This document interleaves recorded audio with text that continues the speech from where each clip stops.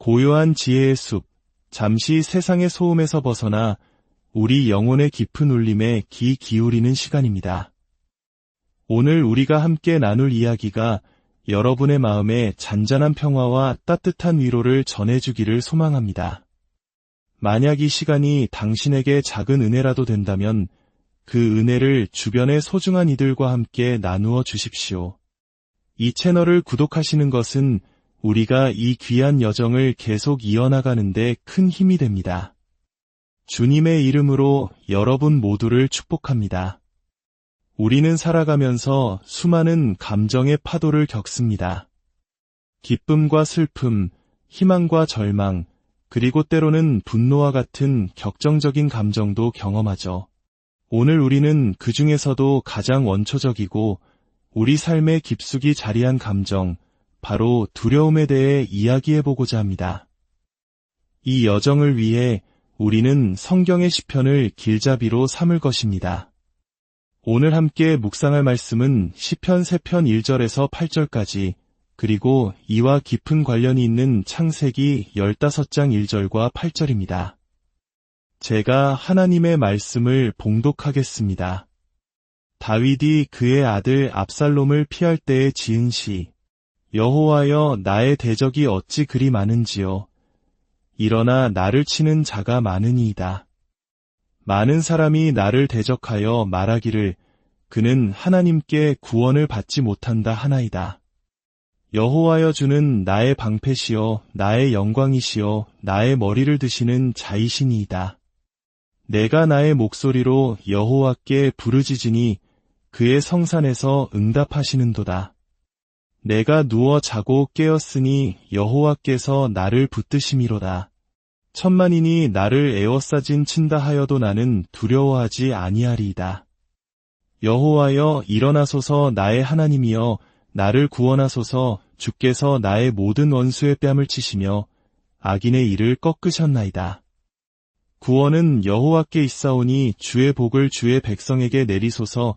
이후에 여호와의 말씀이 환상 중에 아브람에게 임하여 이르시되 아브람아, 두려워하지 말라. 나는 내 방패여 너의 지극히 큰 상급이니라.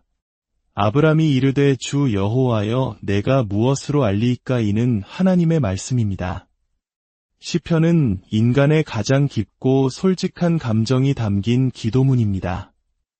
우리 현대인들은 스스로 감정에 매우 솔직하다고 자부하곤 합니다. 하지만 시편을 깊이 읽어보면 우리의 생각보다 시편 기자들의 감정 표현이 훨씬 더 거칠고 날 것 그대로이며 강렬하다는 것을 알게 됩니다. 오늘 읽은 시편 3편 7절을 보십시오. 나의 모든 원수의 뺨을 치시며 악인의 일을 꺾으셨나이다. 이 구절을 들으면서 조금 불편함을 느끼지 않으셨나요? 현대의 교양 있는 사람이라면 이렇게 말할지도 모릅니다.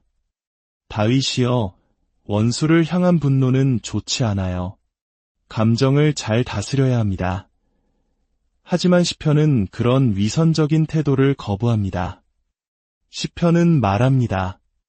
하지만 나는 지금 분노하고 있는 거려. 시편에 담긴 감정들은 뜨겁고 가공되지 않았으며 너무나 현실적이어서 때로 우리를 불편하게 만듭니다.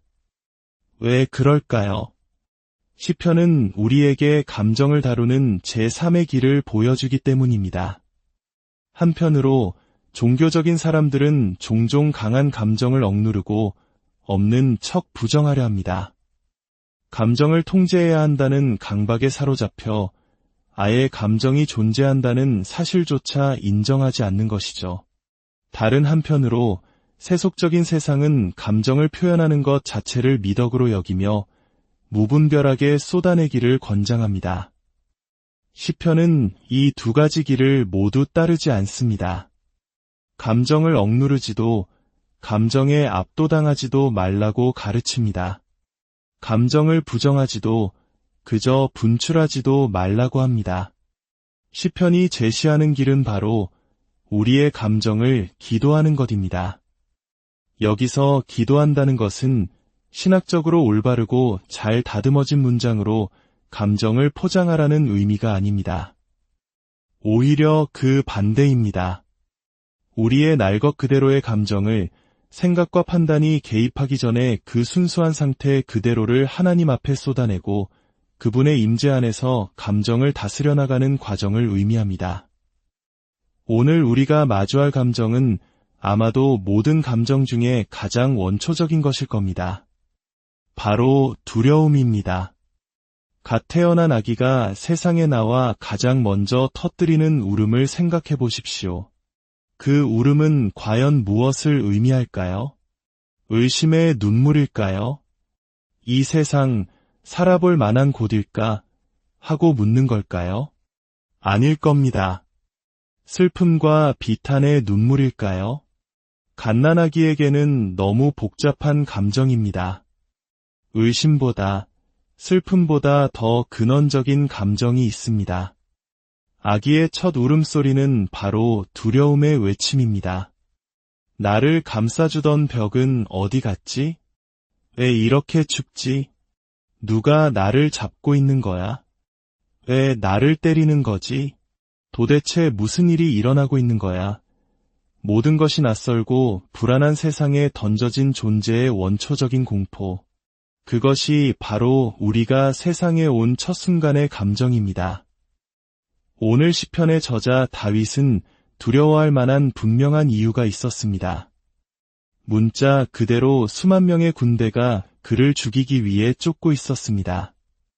하지만 시의 한가운데서 그는 놀라운 고백을 합니다. 천만인이 나를 에워싸진 친다 하여도 나는 두려워하지 아니하리이다. 내가 누워 자고 깨었으니. 다윗은 수많은 적군에 둘러싸인 채 잠을 잘 수 있었습니다. 그는 자신의 두려움을 기도로 승화시켜 그것을 다스리는 법을 발견한 것입니다. 만약 군대의 추격 속에서도 평안을 찾았던 다윗의 방법이 우리에게도 도움이 될 수 있다면 우리 삶의 문제들 또한 능히 이겨낼 수 있지 않을까요? 그렇다면 우리는 이 시편을 통해 두려움에 대해 그리고 그것을 다루는 방법에 대해 무엇을 배울 수 있을까요? 이 시편은 우리에게 두려움 속으로 들어가는 두 개의 깊은 층계와 그곳에서 빠져나오는 네 개의 계단을 보여줍니다. 먼저 두려움의 깊은 두 층계를 살펴보겠습니다. 1절과 2절입니다. 다윗은 말합니다. 나의 대적이 어찌 그리 많은지요. 그리고 많은 사람이 나를 대적하여 말하기를 그는 하나님께 구원을 받지 못한다 하나이다. 이것은 두 가지 다른 차원의 두려움입니다. 시편 3편의 배경은 다윗의 아들 압살롬이 쿠데타를 일으켜 왕위를 찬탈하고 다윗은 자신의 목숨을 부지하기 위해 광야로 도망쳐야 했던 절체절명의 순간입니다. 첫 번째 층계, 즉 1절의 두려움은 물리적인 위협입니다. 수많은 적들이 자신을 죽이거나 잡으려고 쫓아오는 상황입니다. 그의 육체, 그의 생명이 직접적인 공격을 받고 있는 것입니다. 이것은 명확하고 구체적인 공포입니다. 하지만 2절은 더 깊은 차원의 두려움을 보여줍니다. 그는 하나님께 구원을 받지 못한다. 이 말은 단순히 신이 그를 돕지 않을 거야 라는 조롱이 아닙니다.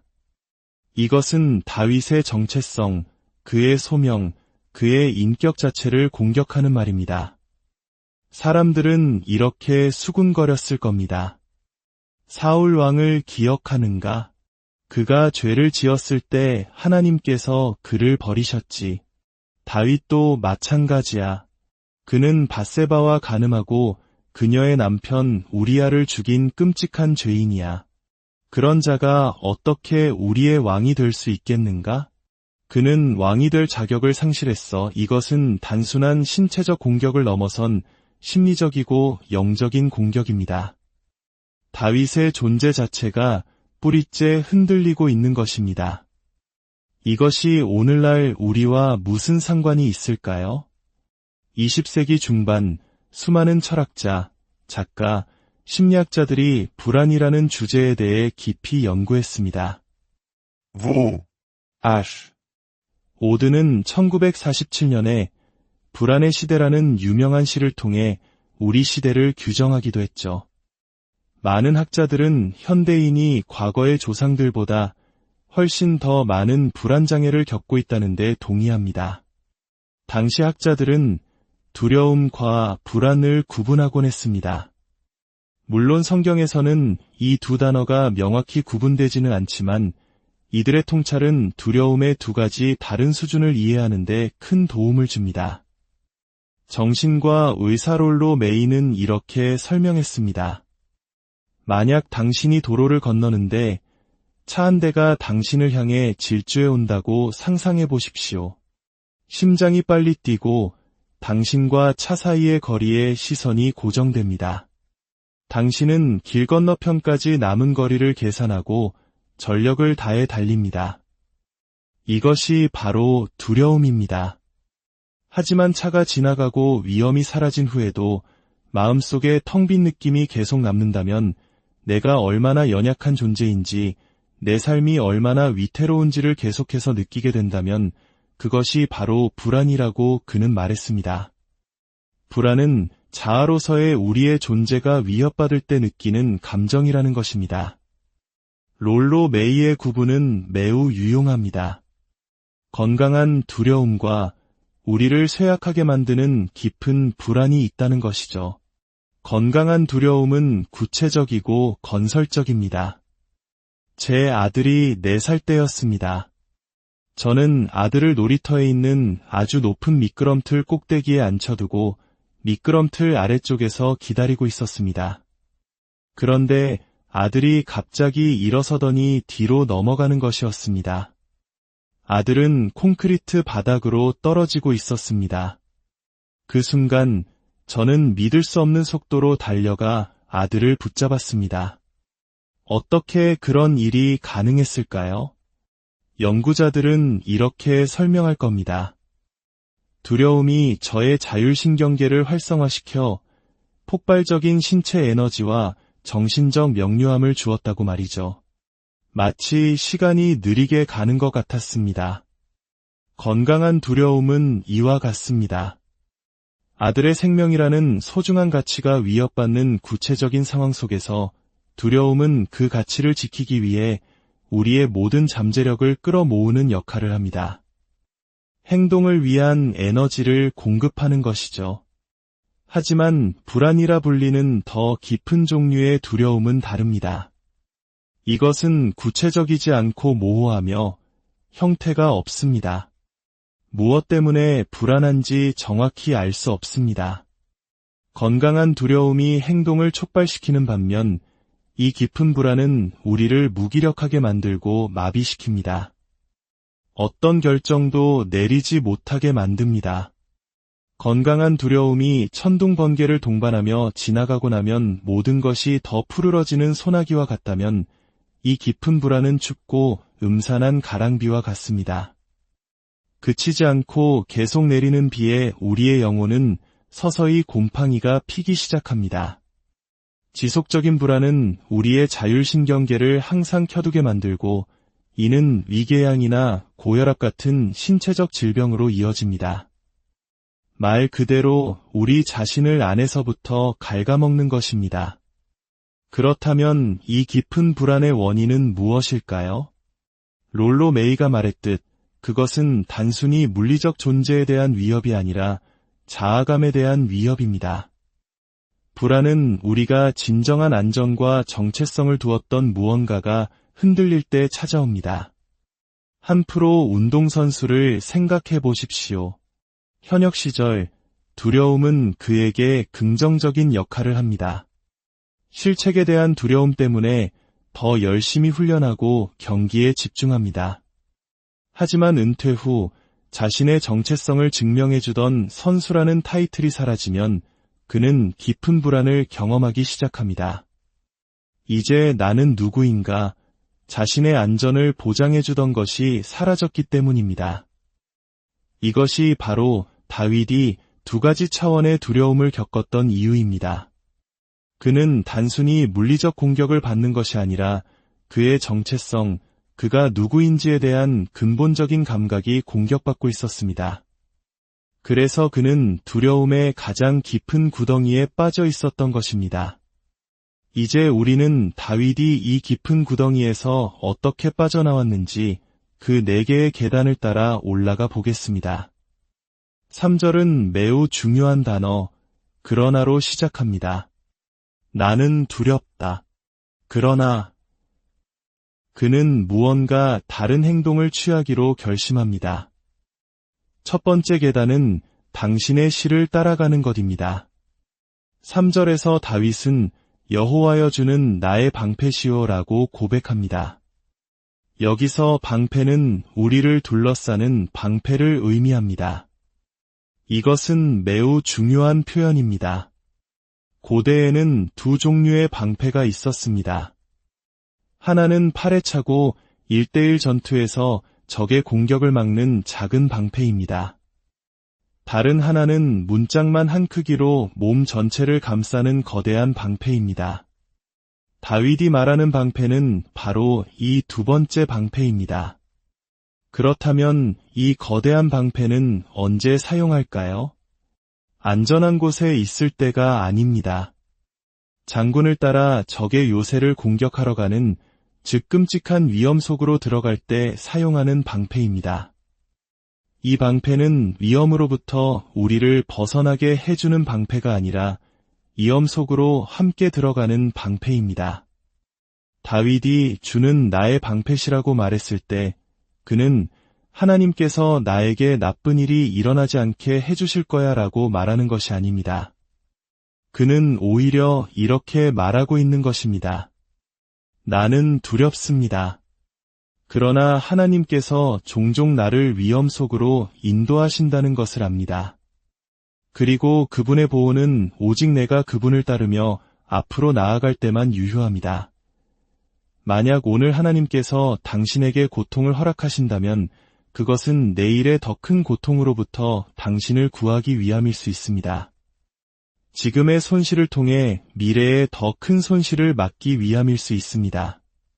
하나님의 보호는 순종하며 앞으로 나아갈 때 작동합니다. 만약 당신이 도망친다면 그 방패는 아무 소용이 없습니다. 순종은 때로 매우 어렵고 이해할 수 없는 길로 우리를 이끌지만 불순종은 치명적입니다.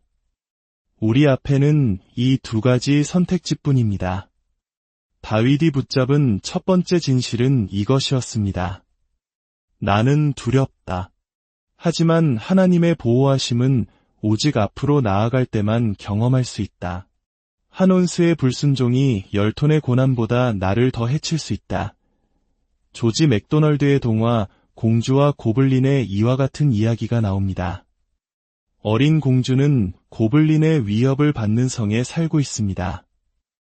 어느 날 공주는 성의 가장 높은 다락방에서 자신의 요정 할머니를 만납니다. 할머니는 공주에게 반지를 주며 말합니다. 위험에 처하면 이 반지에 연결된 실을 따라오렴. 그러면 나에게 올 수 있단다. 하지만 그 길이 언제나 직선은 아닐 거야. 어느 날 밤 공주는 방에 침입한 괴물의 소리를 듣고 두려움에 떱니다. 그녀는 할머니의 말대로 실을 따라가기 시작합니다. 그녀는 실이 곧장 할머니의 다락방으로 이어질 것이라 기대했지만 놀랍게도 실은 그녀를 성 밖으로 그리고 고블린들이 사는 어두운 산속 동굴로 이끌었습니다. 공포에 질렸지만 그녀는 실을 따라 계속 나아갔습니다. 마침내 실은 돌무더기 앞에서 끊어지고 맙니다. 절망한 공주는 생각합니다. 차라리 실을 따라 되돌아가자. 하지만 그녀가 뒤를 돌아 실을 더듬는 순간 실은 흔적도 없이 사라져 버렸습니다. 앞으로 나아갈 때만 존재하던 실이었습니다. 이것이 예수님을 따르는 삶의 모습입니다. 순종의 길은 때로 우리를 막다른 벽이나 어두운 동굴로 이끄는 것처럼 보입니다. 그러나 뒤돌아가는 길은 존재하지 않습니다. 하나님의 보호는 오직 앞으로 나아갈 때만 유효합니다. 예수님께서도 겟세마네 동산에서 피땀을 흘리시며 두려워하셨습니다. 하나님의 뜻이라는 실이 그분을 무덤이라는 막다른 길로 이끌고 있었기 때문입니다.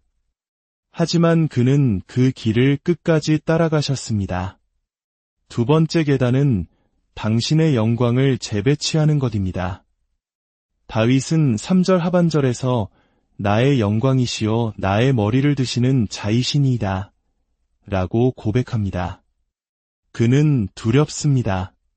그러나 당신은 나의 영광이십니다 라고 말하고 있습니다. 이는 이전에는 다른 무언가가 그의 영광이었음을 암시합니다. 그는 깊은 불안을 경험하고 있었습니다. 왜냐하면 그가 자신의 정체성과 안전의 기반으로 삼았던 것들, 즉 백성들의 인기, 좋은 아버지라는 자부심, 도덕적인 명성, 막강한 권력이 모두 사라졌기 때문입니다. 영광이라는 단어는 무게, 중요성을 의미합니다. 다윗은 이러한 것들에 자신의 영광, 즉 자신의 가치와 안전을 두었던 것입니다. 그러나 그것들은 모두 유한한 것들입니다. 유한한 것에 우리의 가치를 두면 그것들이 사라질 수 있다는 사실 때문에 우리는 항상 두려움 속에 살게 됩니다. 다윗은 자신의 마음을 깊이 들여다보며 깨달았습니다. 내가 이렇게 불안한 이유는 내 영광을 헛된 것들에 두었기 때문이다. 그리고 그는 자신의 영광을 재배치하기로 결심합니다. 백성들의 인정이 아니라 당신의 인정이 나의 영광입니다. 그들의 사랑이 아니라 당신의 사랑이 나의 기쁨입니다. 나의 머리를 드시는 자라는 표현은 누군가가 나는 내가 자랑스럽다고 말하며 우리의 고개를 들어주는 모습을 연상시킵니다. 다윗은 세상의 모든 것을 잃었지만 만약 나에게 당신의 인정과 명예가 있다면, 만약 당신께서 나를 자랑스러워 하신다는 것을 안다면 나는 더 이상 두려워할 필요가 없습니다. 라고 고백하는 것입니다. 세 번째 계단은 대속자를 바라보는 것입니다. 여기서 우리는 가장 중요한 질문에 도달합니다. 간음과 살인이라는 끔찍한 죄를 짓고 아버지로서 왕으로서 실패한 다윗이 어떻게 감히 하나님께서 자신을 자랑스러워 하신다고 확신할 수 있었을까요?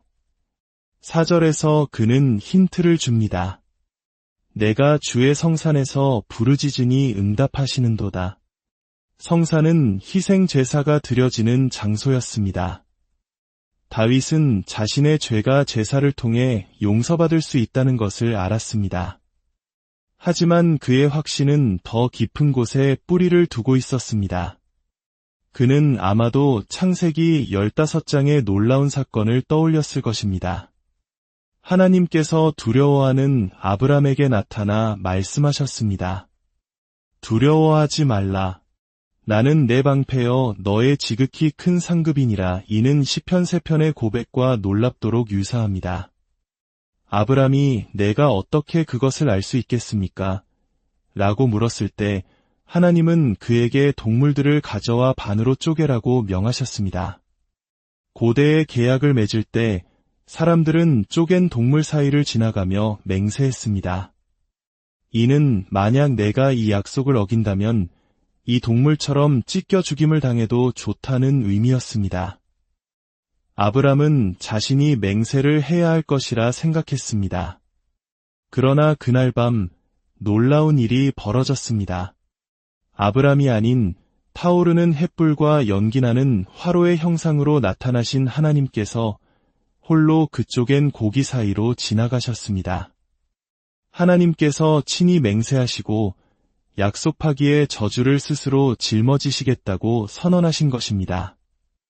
내가 너의 죄의 대가를 치러서라도 내가 잘려나가고 끊어지는 한이 있더라도 너를 반드시 축복하겠다. 다윗은 이 사건을 기억하며 하나님께서 자신을 여전히 사랑하시고 귀하게 여기신다는 것을 확신할 수 있었습니다. 그리고 수세기 후 갈보리 언덕 위에 어둠이 내렸을 때 예수 그리스도께서 이사야의 예언대로 산자들의 땅에서 끊어지셨습니다. 하나님께서는 아브람에게 하신 약속을 자신의 아들을 통해 지키셨습니다. 이것이 바로 우리가 실패와 죄악에도 불구하고 하나님께서 우리를 사랑하시고 자랑스러워 하신다는 것을 알 수 있는 이유입니다. 이 진리가 우리 삶의 기반이 될 때 우리를 쇠약하게 만드는 깊은 불안은 힘을 잃게 될 것입니다. 마지막 네 번째 계단은 사람들을 기억하는 것입니다. 7절과 8절에서 다윗은 내면의 평화를 되찾은 것에 만족하지 않습니다. 그는 이제 밖으로 나아가 정의를 구합니다. 누구를 위해서입니까? 8절에 나오는 주의 백성을 위해서입니다. 그는 압살롬이 백성들에게 좋은 왕이 되지 못할 것을 알았기에 그들을 위해 하나님께 간구합니다. 진정으로 두려움을 이기려면 우리는 공동체 안에서 사랑을 실천해야 합니다. 성경은 사랑의 반대가 미움이 아니라 두려움이라고 말합니다. 온전한 사랑이 두려움을 내쫓나니 두려움은 자기중심적인 감정이며 사랑은 자기를 내어주는 것입니다. 따라서 우리는 결코 혼자서 두려움을 완전히 이겨낼 수 없습니다. 누군가를 사랑하고 나 자신에게만 집중하던 시선을 다른 사람에게로 돌릴 때 비로소 두려움은 파괴됩니다. 예수 그리스도께서는 겟세마네 동산에서 두려움에 떠셨지만 그것이 그를 멈추게 하지는 못했습니다. 그는 우리를 향한 사랑 때문에 무덤으로 향하는 그 길을 끝까지 따라가셨습니다. 그러나 무덤은 끝이 아니었습니다. 무덤 저편에는 부활이 있었습니다. 여러분이 두려워하는 것이 무엇입니까? 그 두려움을 통과해 나아가십시오. 당신의 영광을 재배치하십시오. 당신을 위해 십자가를 지신 대속자를 바라보십시오.